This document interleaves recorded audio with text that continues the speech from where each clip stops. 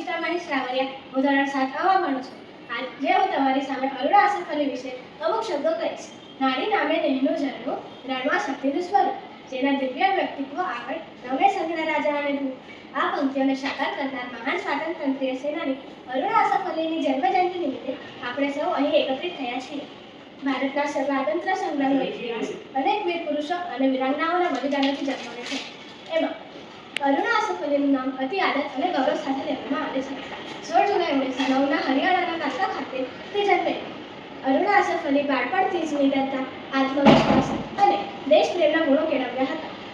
તેમણે પોતાના જીવનસાથી તરીકે રાષ્ટ્રવાદી નેતા અને સ્વાતંત્ર્ય સેનાની આસફ અલીની પસંદગી કરી હતી.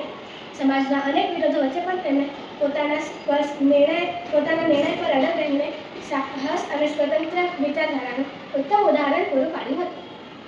અરુણા આસફ અલીએ ભારત છોડો આંદોલનમાં સક્રિય ભાગ લીધો હતો. 1930 અને 1932ના ભારત છોડો આંદોલન દરમિયાન તેમણે જેલવાસ પણ ભોગવ્યો હતો, પરંતુ જેલની યાતનાઓએ પણ તેમના મનોબળને તોડી શકી નહોતી.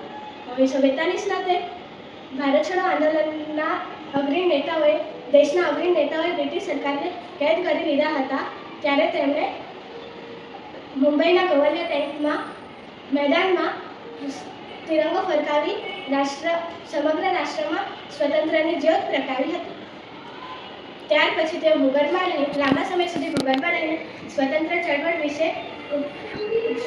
ચળવળને આગળ ધપાવતા રહ્યા. 16 જુલાઈ 1909ના તે જન્મેલા અને 29 જુલાઈ 1996ના તે પરતધામ પામેલા અરુણા આસફ અલી નામને કોટી કોટી વંદન કરીએ છીએ. તેમનું જીવન ભારતની દરેક પેઢી માટે પ્રેરણાનો દીપસ્તંભ બનીને ઊભો રહેશે. ધન્યવાદ.